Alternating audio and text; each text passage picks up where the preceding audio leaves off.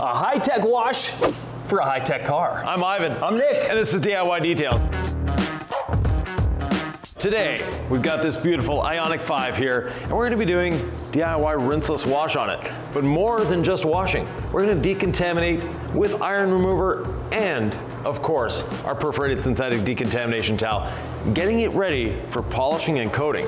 But that'll be a future video. And if you're not polishing and coating and you just want to know how to wash an electric car or any car, paint is paint, Ivan, but you know, rinseless wash technology, that probably rivals the latest and greatest electric car technology. Exactly. Now, our rinseless wash is a proprietary blend of surfactants and polymers, highly concentrated. Now, people have asked us, Nick, can we have a chart for dilution ratios? Yeah, it's very easy. 256 to 1, half ounce to a gallon, 1 ounce to 2 gallons, or 4 milliliters to a liter. No matter what you're using it for. Or, as I heard you explain to a customer recently, and this is the one that I think makes the most sense, quickest to understand, 1 cap full of product per gallon. Right. There's a lot of verbiage there. 1 cap per gallon of water. Right. And we have 4 gallons, so 4 caps it is. And using more is not better. No. People always ask, well, what if I dilute it to like 128 to 1? No, you're just wasting product. Now, more is always better though if you're me. Yeah, more is not better with this because you end up with things like streaking. Because the surfactants are very strong in this, and more is definitely not better. No, it's definitely not. I know people, because I know myself, and you just have this feeling like if I just add more product, surely it will work better. I mean, I paid for it, I can do what I want. Right. No one's watching me. You know, I can clean how I want. But the thing is, just trust Ivan. Having tested this immensely, I'll tell you, that dilution ratio is spot on. For example, this is a great glass cleaner, right? You could take a short nap towel, dip it in your rinseless wash bucket, and clean your inside windows. Phenomenal. But if you dilute too much rinseless wash in there, it can get a little streaky, as he said. Nothing's gonna be harmed. It just doesn't actually clean better with more product. So what I'm doing here is I'm just putting a nice layer of rinseless wash on the surface. Those of you that are used to foaming cars, think of this as our first foaming. There's a bit of pollen, a bit of tree droppings on the horizontal surfaces. We've seen some rain here in Omaha. But Ivan, I think it's a really critical point for beginners and detailers out there to put a solution on the surface and then rinse it before your contact wash. Can you explain why we're laying down the rinseless? Yeah, basically what we're doing is we're lifting the dirt and emulsifying it. And what we're doing in this is getting a bit of lubrication on the surface. And the reason we want lubrication, water is not a lubricant. So if we were to take our pressure washer to this car, even though it had a bit of dust and tree droppings as Nick put it on it, there is always a risk. You're putting high pressure water up against paint with dirt on it. This will allow the dirt to be taken away safely. Now we are really close on this vehicle to be able to do a hoseless wash, which you can do with rinseless, right? But because I see all the droppings and the pollen on here, to me that's a no-go. To me that's, I want to introduce the hose. If I didn't actually see any of that and it was just kind of rain spots and a little bit of light dust, you could actually get the rinses on there, let it emulsify a bit, and then go ahead with your contact wash. So we're very close on that. But if you ever have a doubt, and that's one thing I've heard you say before too, Ivan, is if you looking at the paint, it's your vehicle, it's your customer's vehicle, you make this judgment call. If you have a doubt that this thing needs a hose, always err on the side of a hose. Right. When using the rinseless wash, or even a soap for that matter, don't just take your wash media and go on dry paint that has dirt on it. That's never a good idea. There are some people I've seen on the internet that they say, oh, our rinseless wash, you don't need to get it wet first. Yes, you do. Now I know rinseless cleans wheels well, but I'm looking at these tires. Do you want to throw some all clean on there, or are we good? Definitely, but we'll do it after our first rinse. Okay. We have the pressure washer out for a reason. We're going to be doing a decontamination with the iron remover on this, so we need to use a hose. If we weren't doing that, we could actually start washing with the lubrication that's here. I'm going to start by rinsing first, making sure that we have all that heavy stuff off of here. That way our contact wash is a lot safer.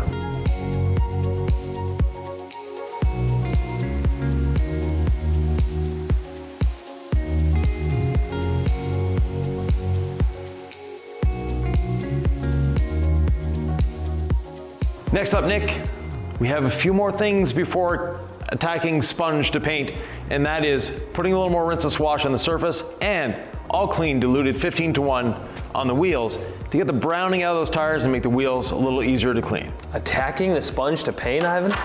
I know, people think we're attacking the paint with a sponge. In reality, there's no attack going on whatsoever.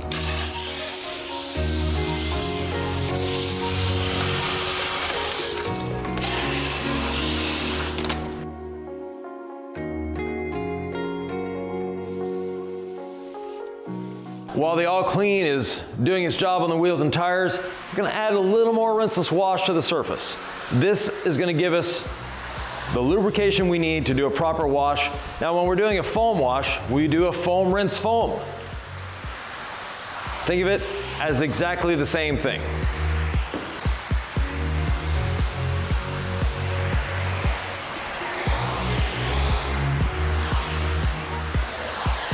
And this uses very, very little product.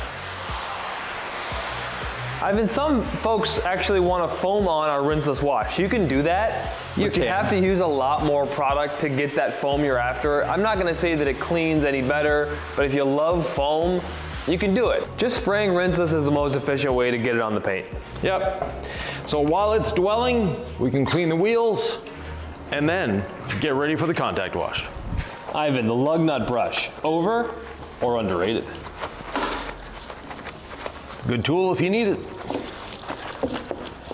Ivan probably has never used one outside of for a video, but that's because you probably don't need it. Well, the flag tip nylon brush gets in there as well as any lug nut brush ever has. I think that's the same for you, is like use a 6-inch pad and you can get in pretty much everywhere when you polish, whereas everyone's got the tiny polishers, right? Some things are unnecessary, and I think you're probably right on that. A lot of the tools and accessories that we see on social media for detailing, they work, they do a good job, but are they necessary? Yeah, maybe not. There's a lot of marketing going on too.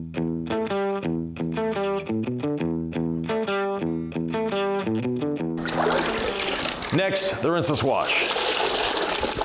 Back to basics here. Squeeze it like you mean it.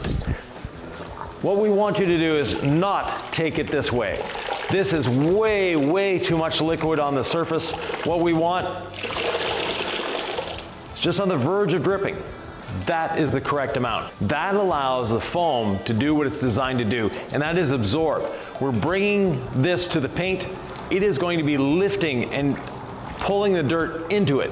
And as soon as we bring it back to the wash bucket, it's going to release the dirt, ready to go again. As with any wash, start with the top, work your way down. The two sides of the sponge allow you to know where you're going. So I always like to start with the red side and then flip to the black side. But you can start with the black, flip to the red. It's up to you. Just have a system. Know where you're going and why you're going there. Can hear a bit of contamination under the towel or under the sponge, so if you listen, a little bit there. There's a little bit of feedback for you when you start to know what to listen for, and then you can also feel it under your sponge as well. Right. Now this vehicle has about 2,000 miles on it, and the owner of this vehicle is a good friend of the channel. That's why we're doing his vehicle for him. But also, he maintains his vehicles very well.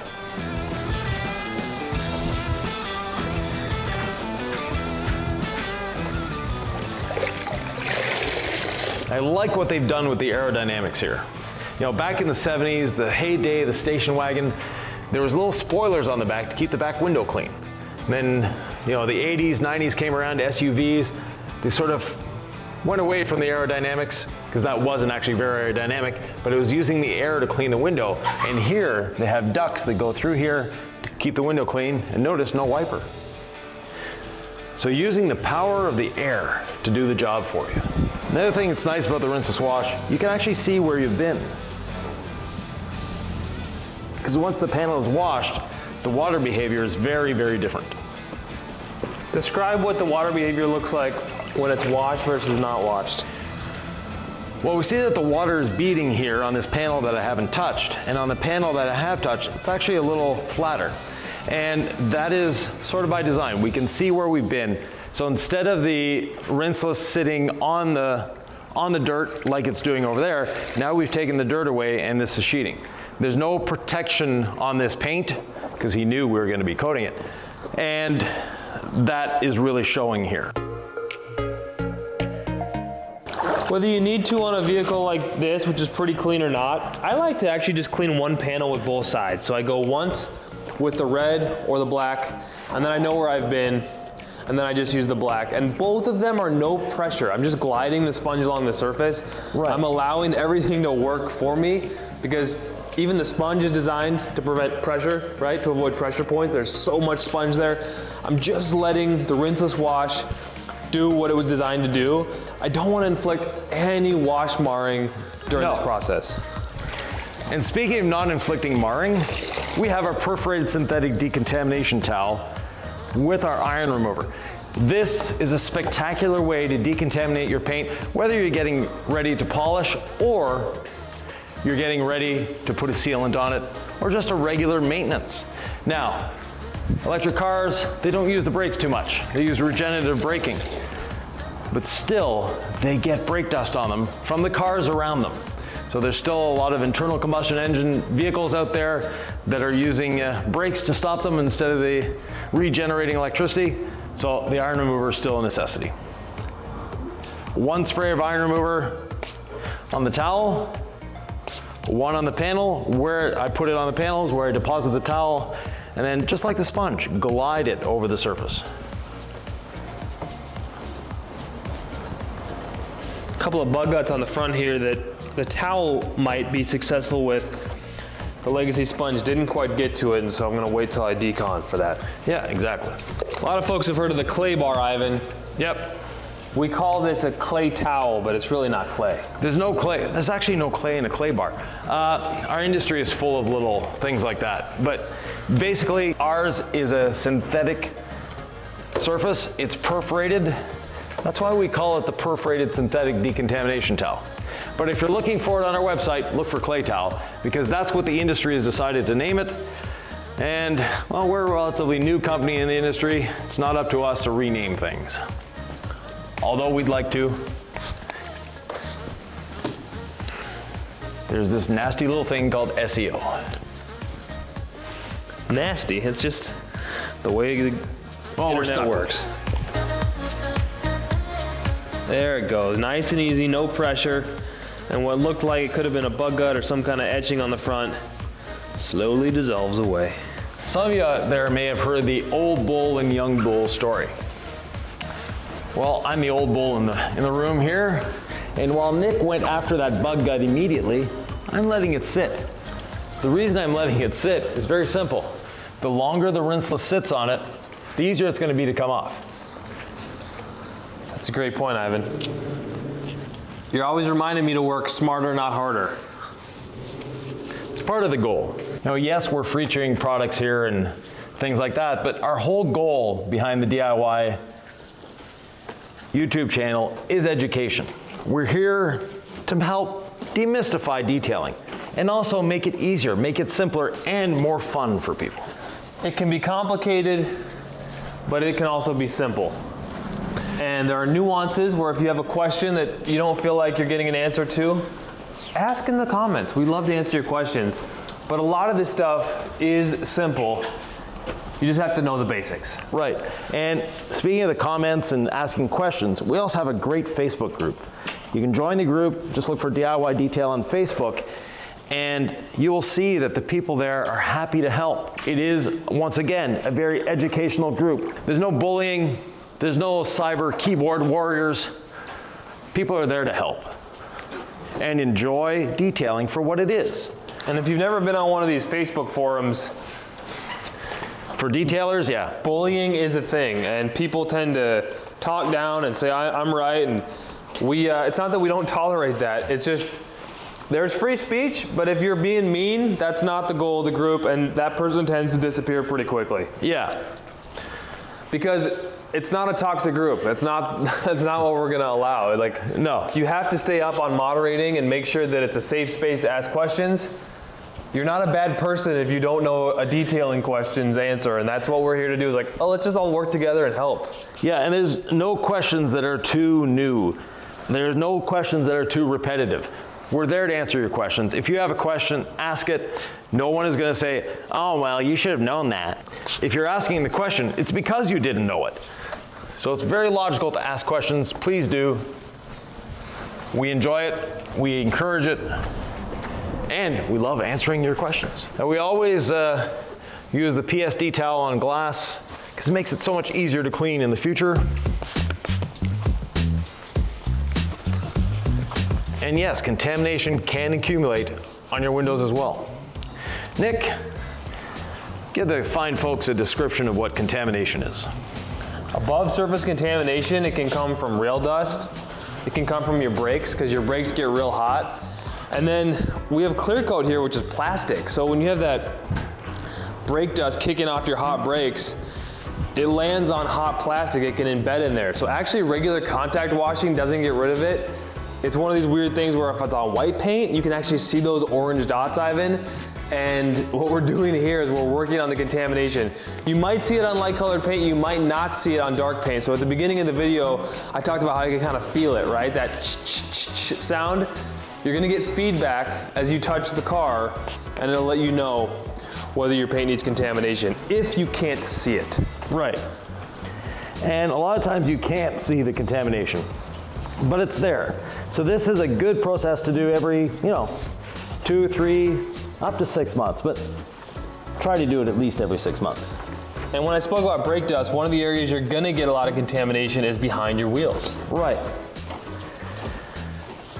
Because of stuff being kicked up from the road and brake dust. Again, electric vehicle, not much brake dust happening here, but there's vehicles around it on the road all the time. So we may have mentioned it, but with your decon towel, you put it in fours, no pressure on the towel whatsoever. And the whole idea is, as we decontaminate, the paint gets smoother and cleaner. Yep. It actually brightens up. So if you don't decide to polish, just this step, we're gonna rinse it away obviously, will actually brighten your paint up. Yeah. It will also ensure a super clean surface when you polish. It'll also ensure that your ceramic coating bonds properly, but this is the foundational step that can be used in certain processes or can just be used for your regular wash. Right.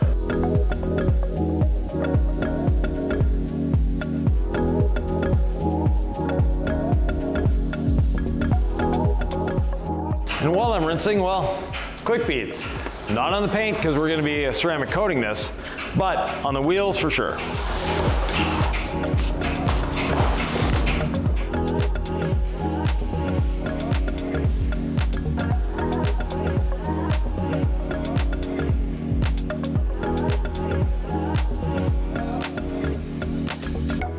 Now the water just falls off of these wheels. Ivan, I know you hate wet feet, so I'm trying to help you out here. Yep. Wet feet and also the risk of slipping and falling because of the wet floor. You can kind of tell someone who's detailed cars versus someone who hasn't done it much by the way they rinse off paint, Ivan. And listen, I'm not great at this, but you've helped me with my rinsing technique. What tips do you have for actually how to rinse the car? Being methodical, starting from the top, working your way down. And for the roof, I rinsed to one side and to the front, and then on this side, I'm just rinsing down. Very easy. And don't be spraying all over the place. I don't want to get Nick wet. But you're not spraying all over the place, trying to keep it on the vehicle. Like when rinsing the top off, I wasn't aiming to the side, I was aiming to the front so it would go down the windshield. Because if I were aiming to the side, you would have gotten wet, the wall would have gotten wet, wouldn't have ended well. We want to keep the water as close to the vehicle as we can. And also, I keep the gun at a bit of an angle, because if you're going straight on, all you're doing is dispersing the water. If you have it at a bit of an angle, you're moving the water in the direction you want it to go.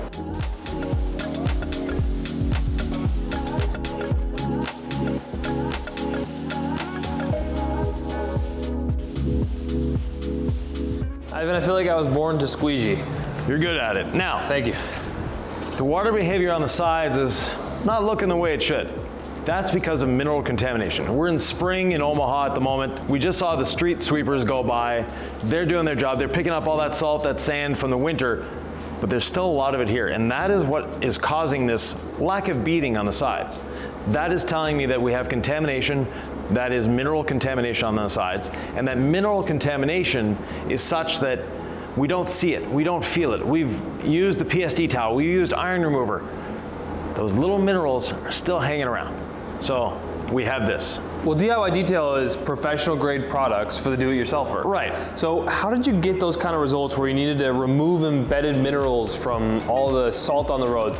As a professional, let's say, I don't know, 20 years ago. We used wheel acid. Right. Not and a that's good not thing. a safe product, No, right? Not a safe product, not safe for the paint, definitely not safe for the person using it. And if you're ever been in a wash bay that's been around for 20 years or so, you'll notice the floor is just eaten away because of the acid. Now, we have water spot remover. Water spot remover is great at removing that mineral accumulation. And we don't need to use a lot of it. We're just gonna lightly spread it over the vehicle and then use a damp microfiber towel to agitate it.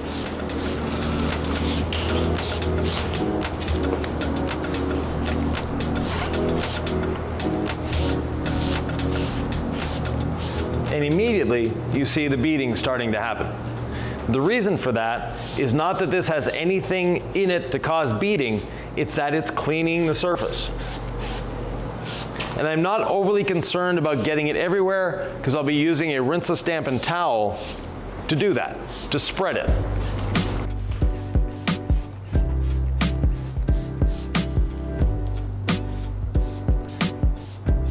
And the places with the most mineral contamination, obviously the sides of the vehicles and the back. That's where the road is kicking up all that contamination.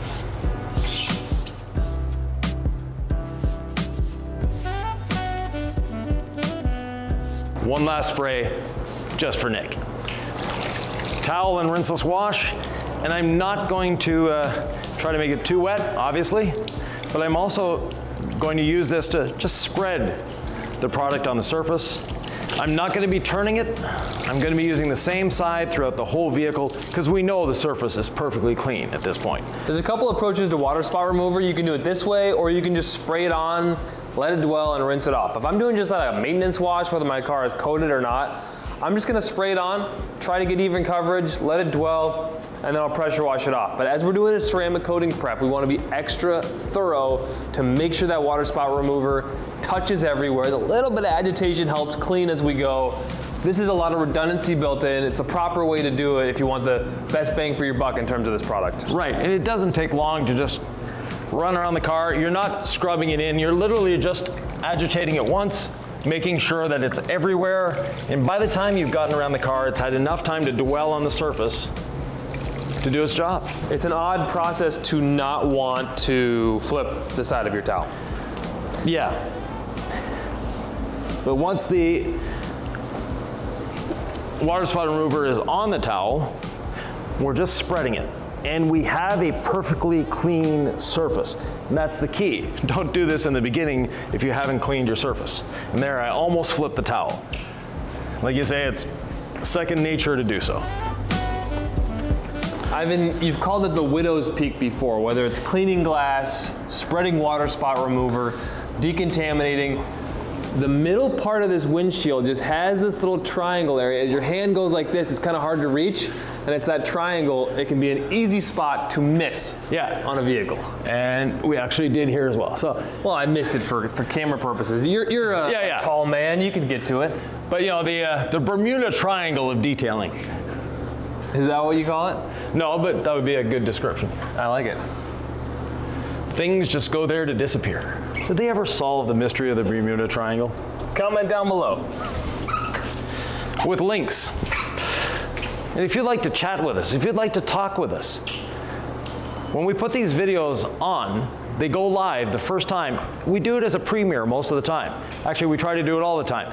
And as a premiere, you can chat with us live while watching the video. So get that notification bell hit. That way you'll be notified when we release a video as a premiere. Ready to rinse, Nick? Almost done with the driver's door, and then we're ready to rinse. Okay, because I'm going to be starting once again from the roof down. And if Nick's on the other side, I don't want to get him wet because he'll be grouchy all day. Same for you, Ivan. You don't like getting wet either. Nobody likes getting wet, unless it's 90 degrees outside and you're just playing with a garden hose, not a pressure washer.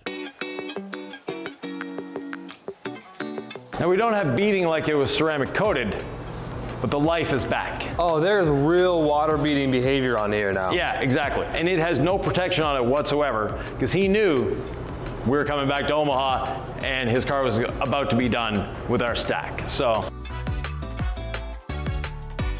remember how the water was just sitting flat on the sides? No more.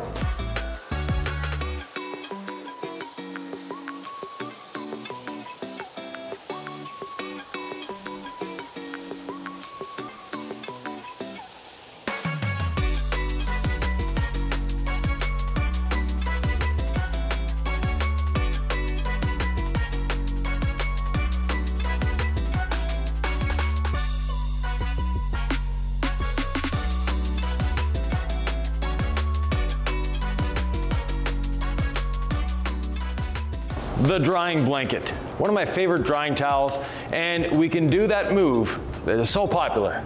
Laying it on the surface, just pulling it back, and it's dry. One thing folks may not realize is this towel absorbs slightly better when it's got a little bit of moisture in it. And it's slightly damp, yeah. Definitely absorbs better. And you'll notice we're not big fans of blow drying cars. While blow drying is good, it's not the best way to dry your vehicle for one reason only.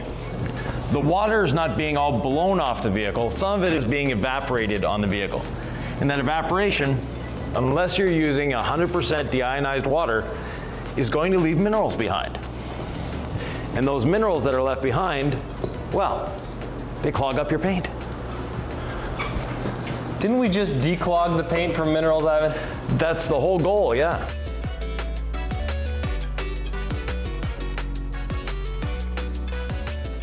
And the drying blanket, we've done a few experiments with it, and one of them was you can actually hold a gallon of water with this thing.